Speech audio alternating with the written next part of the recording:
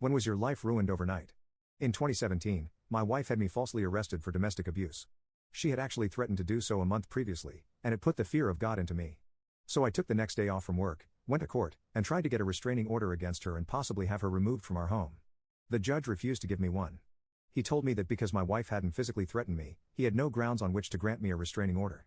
He did, however, say he would give me a no-abuse order, which meant that my wife couldn't threaten me like that again. I told His Honor that if that was all the court was willing to do that day, I'd much prefer to just drop the whole matter, as having my wife served with a no-abuse order would fail to offer me any real protection from false accusation and would just make the situation worse. But he said he'd already begun writing out the order and was going to give it to me anyway. He then wished me good luck and a good day. There was a court advocate who had assisted me with the restraining order paperwork, and gone with me before the judge. She was a very sweet girl, and when we got outside the courtroom, she said to me, "Christopher, I think the court really let you down today."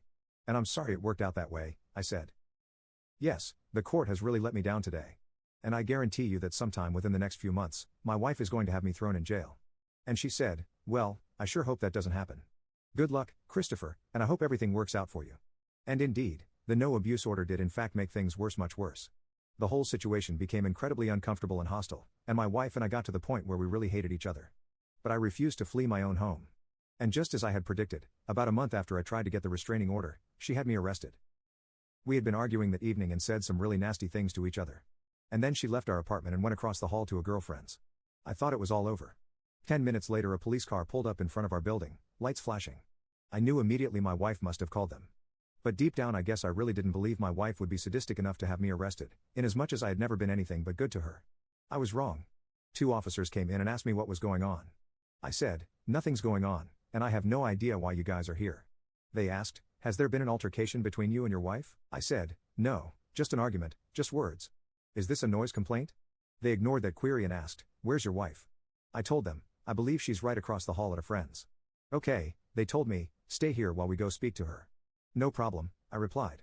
They went across the hall and were there for 20 minutes. And I knew something must be going on because it doesn't take 20 minutes to tell 2 cops that we just had an argument and that everything was fine.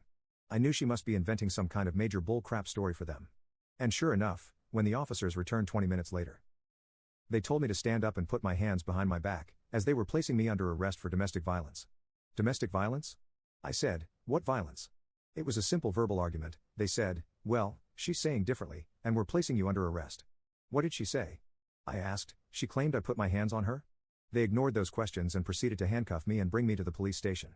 I found out the next day that she told them I had grabbed her by the hair and thrown her to the floor, which, please believe me, was a complete and total fabrication. Another invention on her part. I've never hit a woman in my life or treated a woman in any such fashion. Never. I spent 18 days in jail. I just got and paid the night my wife had me arrested and had $800 cash on me. But the bail bondsman set my bail at $1,500 because I had a DUI from 16 years ago and one other minor charge on my record. And because domestic violence is taken so seriously here in the Bay State. I knew I could get the bail reduced, which I did, but I had to sit in jail for 18 days before I could get in front of a judge again and get my bail lowered to $500. And spring myself, which I did. Of course, my wife had immediately requested a restraining order against me, which was granted, for 1 year, so when I walked out of the jail I was essentially homeless. She'd also done such an excellent job of portraying me as an evil monster and claiming she was in such fear for her life for me that the court only granted my release on condition that I will be fitted with an electronic ankle bracelet that would monitor my movement and make sure I stayed away from my own home, and my wife. My friends did all they could to help me, but the winter of 2017-18 was the worst time of my life.